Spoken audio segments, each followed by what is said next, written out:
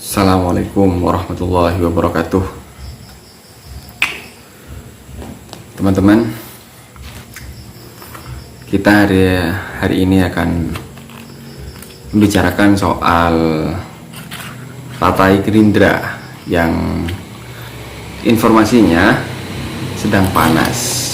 Ya, panasnya karena ada satu kader yang ingin keluar atau ingin pindah partai. Siapa saja? Mungkin teman-teman sudah mendengarnya. Ya, dia adalah Sandiaga Uno, salah satu kader di Partai Gerindra yang mungkin sebelumnya anak emas dari Prabowo lah. Dia pernah menjadi cawapresnya, terus kemudian menjadi cawagup jadi. Tidak mungkin kader yang loyalis seperti itu bisa menjadi calon wakil presiden Prabowo, kemudian jadi cawagup dari Anies Baswedan. Ya, kemungkinan ya anak emas lah, sehingga kemudian Prabowo kecewa berat ketika ada isu bahwa Sandiaga Uno bakalan pindah ke Partai P3.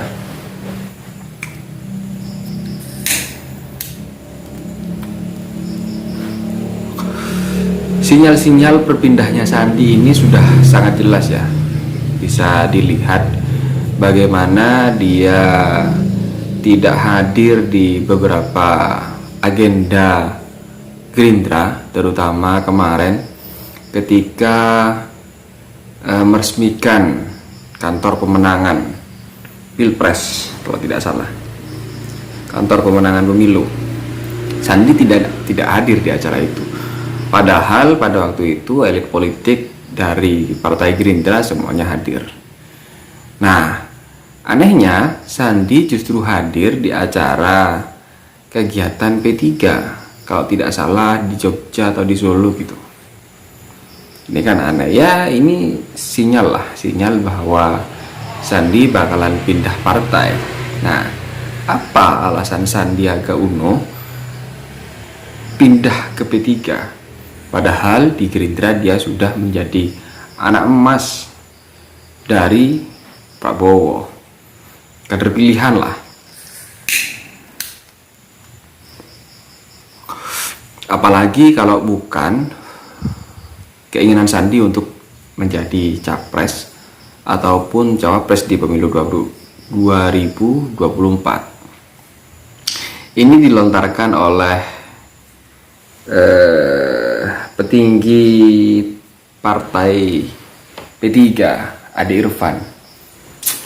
Jadi Ade Irfan ini mengatakan bahwa Sandiaga Uno ini mendekati P3 karena dia kebelet menjadi capres. Ya, menurut saya wajar lah ya. Seorang Sandiaga Uno dia ingin menjadi capres. So, dia sudah kaya, terus kemudian punya segalanya lah. Menjadi menteri juga, dia jabatan strategis di Gerindra. Terus apalagi yang ingin dia kejar? Jadi menteri lagi tidak mungkin. Dia sudah jadi menteri sekarang. Jadi gubernur, ya tidak mungkin. Dia sudah mencicipi lah walaupun sebentar menjadi wakil gubernur. Satu-satunya yang bisa harapannya untuk naik tangga yaitu menjadi capres atau cawapres. Mungkin itu yang paling pas bagi Sandi untuk dia bisa aktualisasi diri. Ya bukan ya begitulah. Tapi apakah langkah Sandi ini akan mudah? Saya rasa berat kalau kemudian Sandiaga Uno tidak menggenjot ya popularitasnya dan elektabilitasnya. Walaupun dia pernah menjadi cawapres Prabowo, pernah menjadi wakil gubernur, itu tidak bisa dijadikan jaminan dia bakalan ditarik oleh partai sebagai cawapres, terkecuali dia punya partai sendiri. Misalkan ketika nanti sudah pindah ke P3, dia berhasil merebut kursi ketua umum. Ya mungkin bisa ya, dia ngotot sebagai capres atau cawapres lah, karena dia punya sesuatu yang dijadikan tawar-menawar selain cuan. Tapi memang tidak bisa dipungkiri bahwa walaupun Sandi di Gerindra katakanlah dia nomor 2, terus pindah ke P3, dia bukan orang nomor 1, tapi dia punya uang. Setiap pemilu atau pesta demokrasi itu membutuhkan modal yang tidak kecil. Sandi punya itu. Mungkin itu yang bisa menjadi daya tawar bagi dia. Misalkan parpol siap merekom dengan catatan sediakan uang segini, ya Sandi sanggup.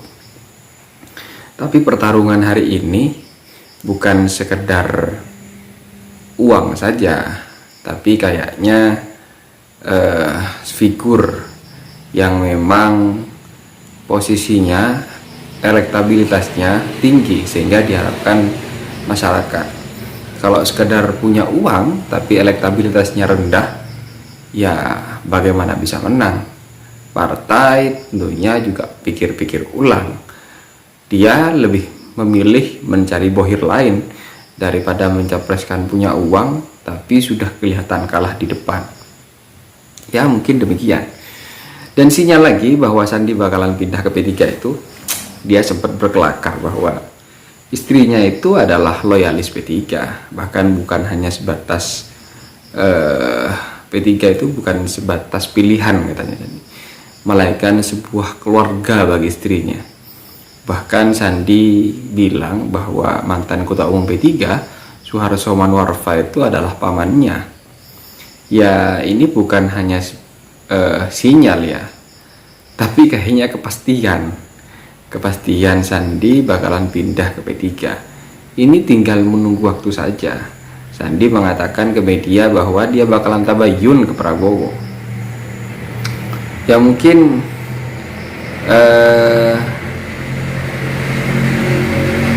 ini ada kendaraan lewat, maklum. Ini saya buat podcast ini di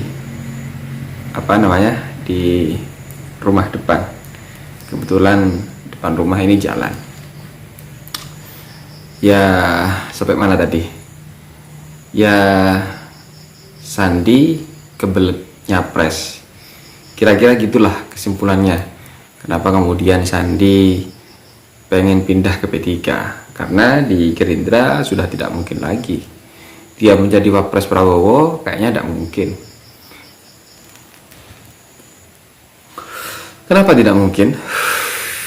Karena isunya yang santer sekarang itu Prabowo dan Ganjar, atau Ganjar Prabowo, Prabowo sebagai wapresnya.